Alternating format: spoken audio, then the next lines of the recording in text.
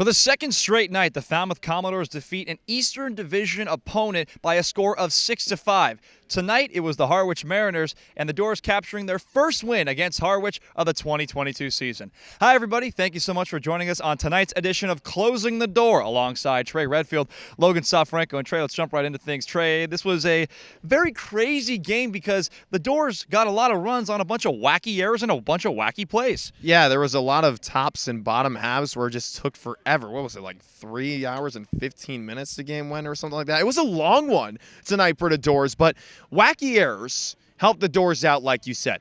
4 errors put up by Harwich, and it really was propelled in the top of the 4th inning. A 5 spot put up by Falmouth really helped the guys out tonight. That was the last time the Dores scored a run, and just guys going left and right, throws being misplays, bad throws, and guys were taking advantage on the base paths, something the Dores are really starting to find this season. The better they get at base running, the better off they're going to be, because small ball is the name of the game for Jeff Trundy, and it's working out in his favor right now. The Dores are hot.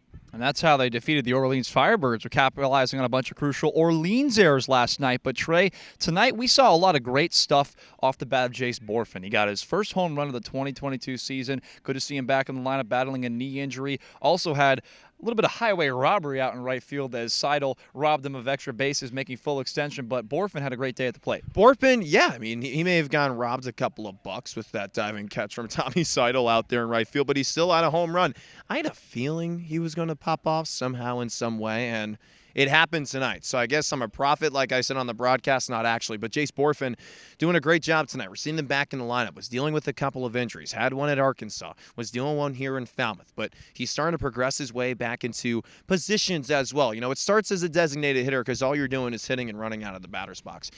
Maybe we'll see down the road where Jace Bohrofen is playing defensively. Really good opportunity for him to show off his skills, something he did last year, and taking advantage. Getting the Dores on the board with that solo home run that came in the top of the second. The Dores come away 6-5, and Jace Bohrofen had a fine day at the plate. Our Carter Bainbridge spoke to the Arkansas designated hitter. Well, thank you, Logan. The Dores just wrapped up a 6-5 win here at Whitehouse Field against the Harwich Mariners. Carter Bainbridge here on Closing the Door, along with Falmouth Commodores outfielder and DH tonight, Jace Bohrofen. Jace, thanks for taking the time here. Thanks for having me. So your solo home run in the second inning today actually proved to be the difference in this game, a 1-run ball game. What were you seeing in that at bat? Yeah, I was just getting up to the plate, and getting my approach right. And I was working the count, got in a good count, 3-1, and he grooved me a fastball, and I stayed above it and hit it out of the park. Well, it seemed like you were working the count pretty well today. You also finished up with a pair of walks.